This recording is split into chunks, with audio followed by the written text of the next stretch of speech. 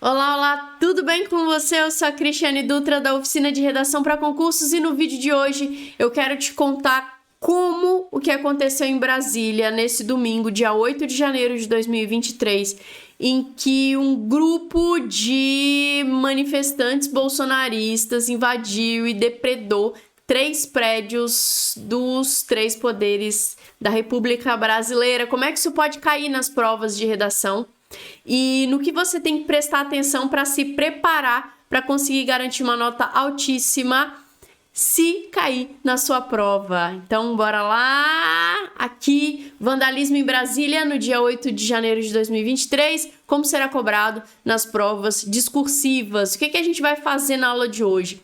A gente vai fazer uma rápida análise do contexto que levou a esses acontecimentos e do que aconteceu no dia, e depois eu vou conversar com você um pouco sobre como é que pode cair, te dar alguns direcionamentos para você se preparar, beleza? Então bora lá, análise do contexto. O que foi que aconteceu, né? Desde as eleições, os eleitores do ex-presidente Jair Bolsonaro não aceitaram o resultado das urnas e foram acampar na frente de quartéis em alguns lugares estratégicos de algumas cidades em todo o Brasil.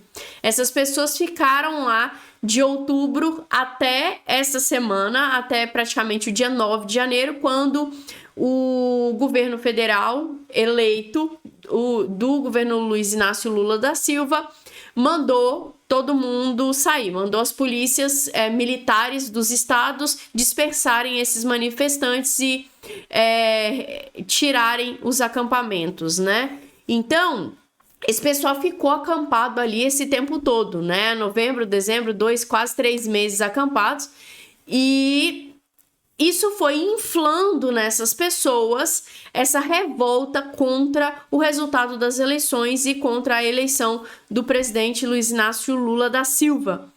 O fato de o ex-presidente Jair Bolsonaro não ter se posicionado reconhecendo a vitória do concorrente acabou colocando fogo nessa gasolina que já vinha assim sendo alimentada pelo clã Bolsonaro desde muito tempo, desde muito antes das eleições. E em vários momentos ele se posiciona dizendo que não aceitaria o resultado das eleições feitas pelas urnas eletrônicas, levantaram uma suspeita relacionada à confiabilidade ou não dessas urnas eletrônicas, e isso foi alimentando essa galera e acabou culminando no que aconteceu no domingo, dia 8 de janeiro. E o que aconteceu nesse dia? Grupos bolsonaristas no Telegram e no WhatsApp organizaram uma manifestação em Brasília, alugaram ônibus em diversas cidades do país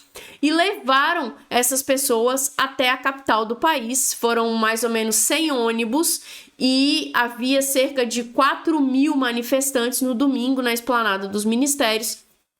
Segundo o atual ministro da Justiça, Flávio Dino,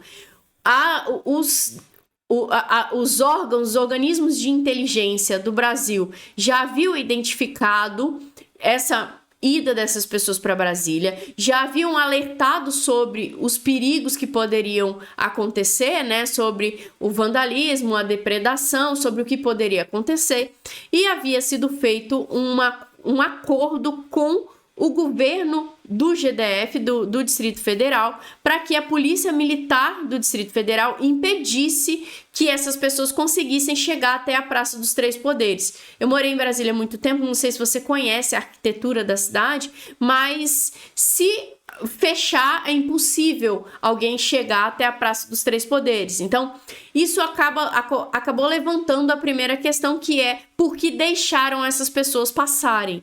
E aí, então o que aconteceu foi que essas pessoas que não deveriam ter chegado perto da Praça dos Três Poderes conseguiram furar a barreira da Polícia Militar do Distrito Federal, que não estava aparentemente levando muito a sério essa coisa de impedir as pessoas de chegarem lá, porque durante a manifestação há vídeos mostrando que eles estavam, de certa forma, interagindo com os manifestantes de maneira muito amigável. A barreira montada era muito frágil, as pessoas estavam tirando selfie junto com a polícia, e a polícia parece que estava, na verdade, escoltando os manifestantes, até então manifestantes que depois passaram a ser tratados como terroristas, no mínimo vândalos, mas a mídia está tratando essas pessoas como terroristas, até os prédios do poder nacional, do poder da República Federativa Brasileira.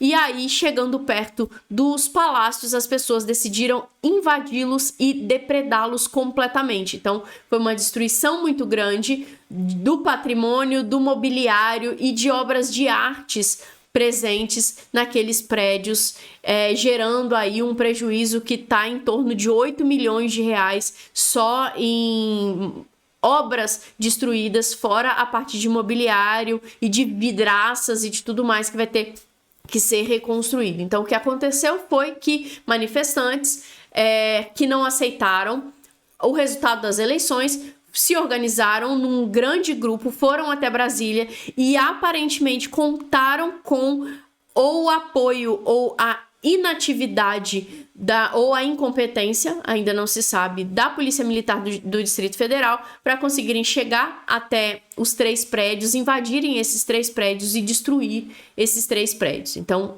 o fato é esse, né? E aí, por que isso pode ser cobrado nas provas discursivas? Bom, primeiro por conta do ineditismo histórico, né? Nunca havia acontecido nada similar no Brasil.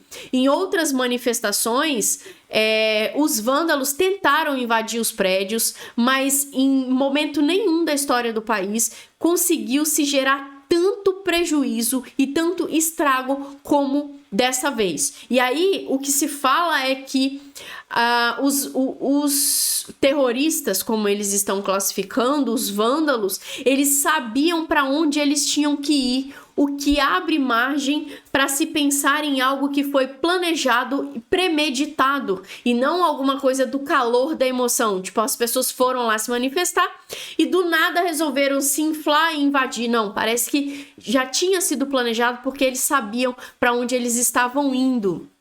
E nunca isso havia acontecido no país, nem na época da ditadura militar.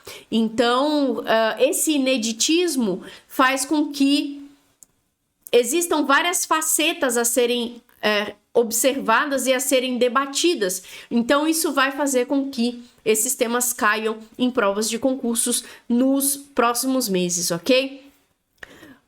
Também vai cair por conta do grande impacto nacional gerado por isso, né? Até então, as polícias dos estados, o governo federal, estava todo mundo meio que levando em banho-maria os acampamentos das pessoas nas portas dos quartéis. As Forças Armadas não quiseram agir, mexer muito, estava todo mundo achando que com a mudança de governo e com o tempo isso ia esfriar naturalmente. Então o pessoal estava meio que levando deixa disso, vamos ver no que é que dá, não vai dar em nada. Então não se acreditava que fosse chegar no ponto que chegou, né? Porque já haviam tido manifestações antes, algumas coisas até graves, mas nenhuma delas chegou nesse ponto. Então o pessoal não imaginou que os bolsonaristas fossem ter coragem de fazer o que eles fizeram. Então teve aqui talvez uma certa inocência ou então uma certa complacência, né? Que é o que está sendo debatido aqui. Isso gerou um impacto nacional muito grande, porque as cenas foram cenas de horror, né? Das pessoas batendo num policial, derrubando ele de um cavalo, das pessoas cercando uma jornalista e de outras falando, cara, para, vocês não podem matar essa menina, das pessoas entrando dentro dos prédios do poder público brasileiro e defecando em cima de mesa, urinando em cima de mesa, sabe? Roubando obras de arte, cortando obras de arte. Eles levaram... Gente, é trágico, mas é cômico. Seria cômico se não fosse trágico. Eles levaram a porta do escritório do ministro Alexandre de Moraes para fora do STF, como se fosse um troféu, né? Então, assim, isso acaba gerando um impacto muito grande, porque, primeiro que, poxa, tem um monte de gente que trabalha ali. Segundo, pelo simbolismo que esses prédios têm. Terceiro, pelo ataque à democracia e pela hora que eles fizeram com a cara das forças nacionais brasileiras, tanto do Distrito Federal quanto os responsáveis pela segurança dos prédios, né, dos três poderes. Tem aí a GSI, tem a Polícia Legislativa, tem aí a Força de Segurança que cuida do STF. Então, assim, todo mundo foi colocado no chinelo porque ninguém conseguiu impedir essas pessoas de entrarem ali e fazerem aquele escarcéu que eles fizeram dentro dos prédios dos três poderes. Também vai cair por conta da reação internacional que aconteceu. Então, vários países deixaram nas redes sociais ou em notas oficiais o seu repúdio contra o que aconteceu no Brasil. E isso faz com que a gente perceba que não tem ninguém, aparentemente, nem no mundo, nem no Brasil, apoiando essas atitudes. Isso será que demonstra que esse é um grupo isolado e que esse é um movimento isolado? Será que isso dá conta de tirar a força desse movimento? E o que precisa ser feito para que isso não gere um efeito em cadeia em outros pontos do país, né? Então, o primeiro efeito foi esse, de destruir o mobiliário e as obras de artes, depredar os três palácios do poder público nacional, o que tem uma simbologia muito grande. E depois, o objetivo era fazer algum movimento em frente a refinarias de petróleo em todo o Brasil. Parece que isso não deu muito certo. E também começar a fazer algumas bagunças nos estados, o que também aparentemente não deu muito certo. Então, existe aqui dois movimentos e uma expectativa com relação ao que vai acontecer. E como isso acaba parecendo uma grande novela, uma novela catastrófica e uma novela da vida real catastrófica, porque isso tem efeito na vida de todo mundo, faz com que seja importante também, porque isso vai pautar aqui o debate público durante pelo menos algumas semanas de maneira muito forte, e depois, ao longo dos meses, a depender do desenrolar dessa história, né, da identificação dos culpados e da definição das penas para quem foi preso em flagrante, para quem financiou e por aí vai. Daqui a pouco a gente vai falar um pouco mais sobre isso. Um outro motivo pelo qual isso vai cair nas provas é que é uma das principais afrontas à democracia da história brasileira e talvez do planeta, tá? Do globo democrático aqui, né? Foi uma coisa muito icônica e uma afronta à democracia nessa proporção, ela vai gerar uma série de debates e sob vários aspectos, sabe? Sob o aspecto cultural, sob o aspecto político, de segurança pública, de segurança, de inteligência nacional, de relação do Brasil com o exterior. Quer dizer, se é fácil assim para 4 mil brasileiros, poucos deles armados, conseguirem invadir Brasília e destruir tudo, será que não é fácil entrar em guerra contra o Brasil? Outros países que quiserem tomar conta de Brasília não vão conseguir também com tanta facilidade? Então, assim, é uma afronta tão grande à democracia brasileira e às forças de inteligência da segurança nacional brasileira, que isso vai deixar o país em alerta, e isso também vai gerar uma série de debates ao longo dos próximos meses. E saber o que você pensa a respeito de tudo que aconteceu vai ser relevante para as bancas. É um tema, assim, que dá muito pano para manga. Então, ele vai cair pegando diversos aspectos, beleza?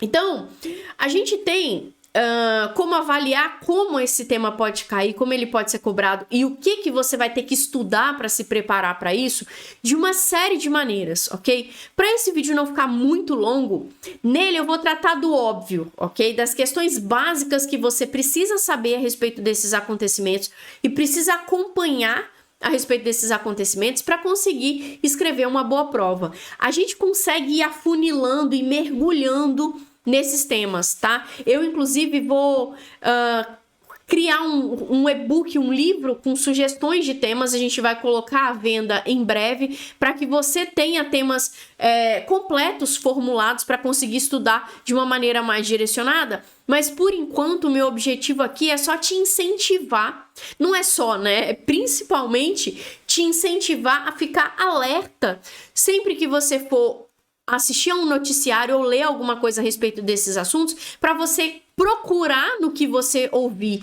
ou no que você for ler essas informações e ir montando um banco de argumentos a respeito desse tema. Porque se você fizer isso, independentemente do ponto de vista em que ele for cobrado, você vai conseguir escrever e você vai conseguir fazer uma boa redação a respeito desse assunto, tá? Então, a primeira coisa que você precisa saber é o que foi que aconteceu, né? Qual é o contexto?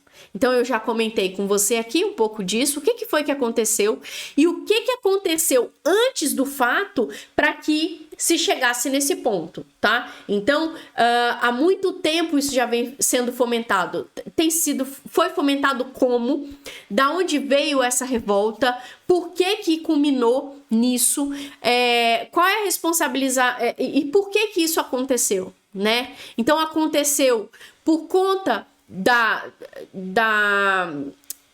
desconfiança com relação à seguridade das urnas eletrônicas, aconteceu por conta da postura adotada pelo ex-presidente Jair Bolsonaro, aconteceu, será também pelo silêncio dele após a derrota nas eleições, aconteceu porque as Forças Armadas não tomaram o país como eles pediram, acampados na frente dos quartéis, aconteceu porque o Lula foi empossado, teve a cerimônia de posse, recebeu a faixa e foi reconhecido por todos, né, os presidentes de todas as nações como o presidente eleito brasileiro. Aconteceu devido à fuga do Bolsonaro para os Estados Unidos logo após o fim do mandato dele. Por que isso aconteceu? Sabe, aconteceu por conta de uma falha da polícia do Distrito Federal e do secretário de Segurança e do governador do Distrito Federal? Ou também aconteceu por conta de uma inabilidade dos serviços de inteligência e das polícias na instância federal brasileira? Aconteceu por causa de uma negligência do novo governo? Então, por que isso aconteceu? O que aconteceu para que se chegasse nesse ponto? Por que aconteceu? Quem foi que participou desse quebra-quebra? E aí aqui a gente tem vários níveis de participação, tá? Porque para encontrar culpados, a gente não pode olhar só para quem entrou lá e rasgou uma obra de arte, quebrou uma cadeira e urinou e defecou em cima de uma mesa. A gente tem que olhar antes. Quem foi que começou inflando essa galera? Quem foi que alimentou esse sentimento nessas pessoas? Quem foi que organizou esse movimento que levou essas pessoas até Brasília? Quem foi que pagou por isso? Quem que financiou isso? Quem foi que não levou a sério a ponto de não impedir que as pessoas chegassem à Praça dos Três Poderes ou que elas sequer chegassem a Brasília? Quem foi que deixou esse povo chegar até os prédios? E quem foi que deixou essas pessoas entrarem nesses prédios? Sabe? Por que não houve uma manifestação focada em impedir uma movimentação da força de segurança, seja ela da onde fosse, para impedir que essas pessoas chegassem nesse nível? Porque a sensação que se tem é de que ajudaram. Porque é impossível, gente, é impossível em Brasília as pessoas conseguirem cercar uma barricada real da polícia, sabe? E se a polícia do GDF não fez, do governo do Distrito Federal, não fez o que tinha que fazer, Por que que as outras polícias também não fizeram? O que que aconteceu com o Exército? O que que aconteceu com a Polícia Federal? O que que aconteceu com a Polícia Civil? Ah, não, mas é função da PM, tá? Mas se a PM não fez, por que que as outras não fizeram? Ou então, por que que a PM demorou tanto para fazer? Porque a partir do momento que começou a bagunça, em mais ou menos 1 hora, a polícia conseguiu controlar ou dispersar os agora taxados como terroristas. Por que que demorou tanto? Então, por que que foi possível que isso acontecesse? O que que tá por trás disso? Sabe? Então, isso é importante você prestar atenção. E aí é importante você prestar atenção no que vários atores falam, no que o governo do Distrito Federal fala, no que a Polícia Militar do Distrito Federal fala, no que os apoiadores do ex-presidente Jair Bolsonaro fala, no que o próprio Jair Bolsonaro fala, no que os ministros do presidente Lula fala, no que Lula tá falando, no que o STF tá falando, no que as Forças Armadas estão falando, que justificativa que eles estão dando, sabe? E o que a mídia tá analisando, tá dizendo, a Jovem Pan, que teve uma postura bem bolsonarista ao longo dos últimos anos, o que a Jovem Pan tá dizendo? E o que os outros veículos de comunicação estão dizendo? A CNN, que parece ser um pouco mais isenta, a Globo News, a Veja, o que essa galera tá dizendo? Dando como justificativa para isso ter acontecido, tá? Porque quando a gente fala de redação, a gente fala de um contexto com causas e consequências, problemas gerados e propostas de solução. Então, basicamente, é disso que a gente está falando aqui, tá? O que deveria ter sido feito para impedir esse ato terrorista em Brasília no dia 8? O que deveria ter sido feito? O que deveria ter sido feito meses antes, semanas antes, dias antes, no dia? Sabe, o que poderia e o que deveria ter sido feito para impedir? Quem deveria ter feito isso, tá? E aí aqui a gente tem o desmantelamento dos acampamentos que estão aqui alimentando esse pessoal há um tempão. Tem o acompanhamento das manifestações, das movimentações nos grupos bolsonaristas nas redes sociais. Tem o acompanhamento do dinheiro, da onde está vindo o dinheiro para financiar esses acampamentos e financiar isso tudo.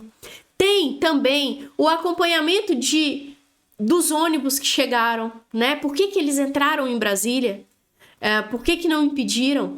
Tem a movimentação dessas pessoas no dia do evento. Por que elas passaram da barricada? E se elas passaram da barricada, por que não tinha outra na frente dos prédios? Então tem tudo isso, sabe?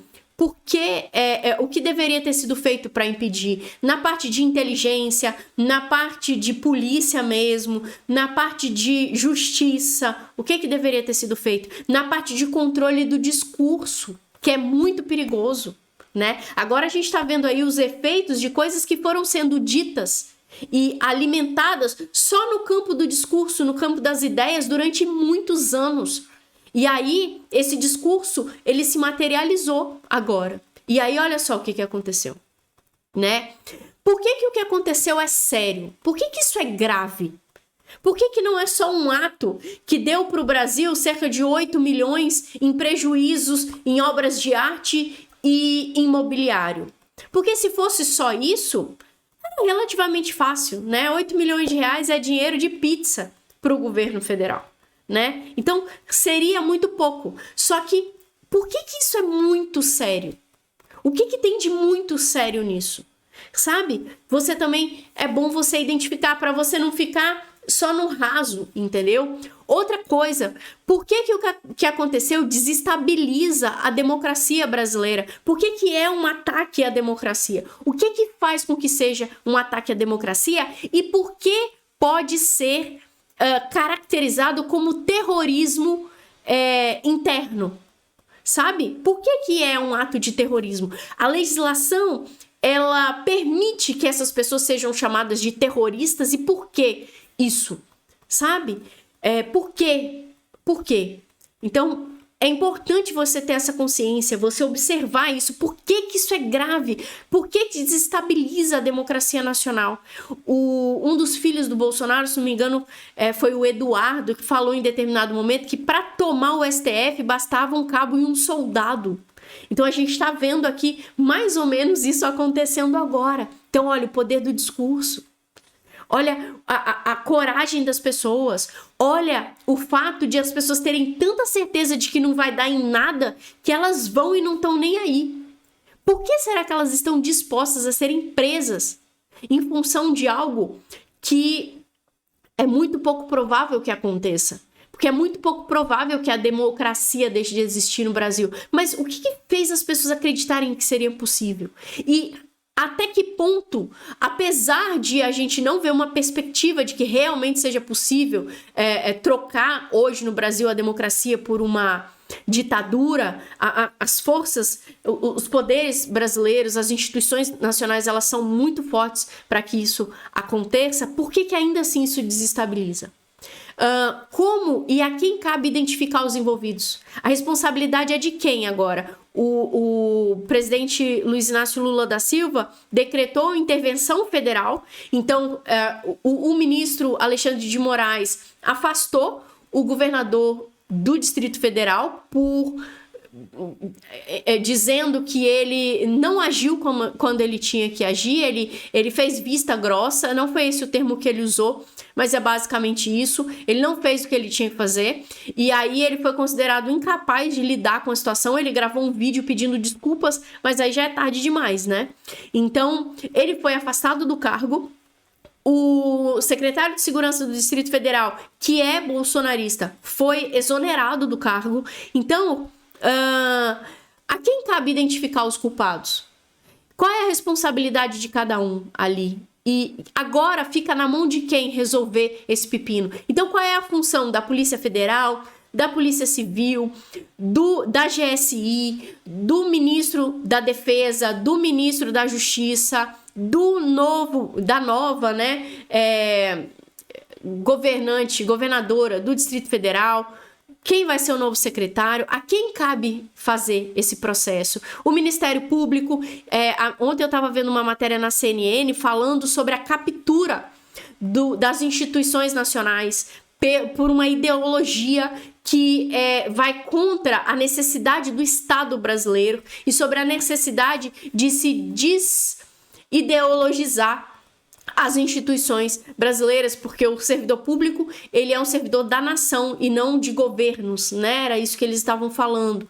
Então, e agora? Qual é a função do governo federal, do governo do Distrito Federal? Qual é a função do Supremo Tribunal Federal? Qual é a função do Congresso Nacional, que está pensando em colocar uma CPI para rodar? Então, a quem cabe identificar os envolvidos e como essa identificação vai ser feita? Isso daqui também é extremamente importante para você saber. E como os envolvidos devem ser punidos. O que a lei brasileira já prevê, o que precisa ser modificado na legislação para que isso nunca mais aconteça no Brasil, como essas pessoas que foram presas em flagrante precisam ser punidas agora, e se é possível, principalmente, ser duro mantendo a pacificação nacional.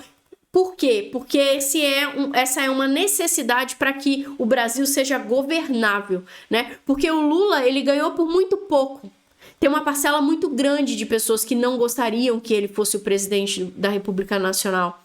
E ele precisa conseguir governar, né? Então, se ele não conseguir pacificar as coisas no país, ele vai passar 4 anos praticamente apagando incêndios e não vai conseguir fazer a reconstrução que ele diz que precisa ser feita, né?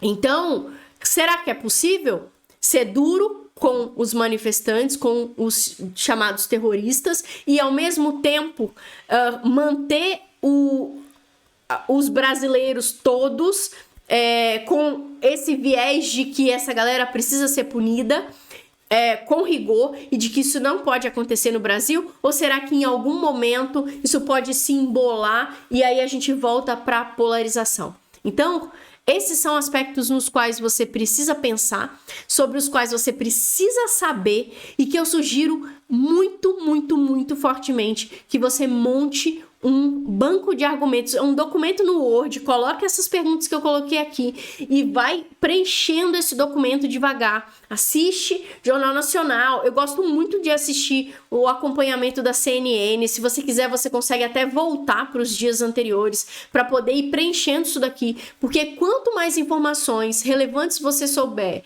para responder cada um desses aspectos, melhor vão ser as suas redações, beleza? Então é isso, até mais, tchau, tchau, eu te vejo no próximo vídeo.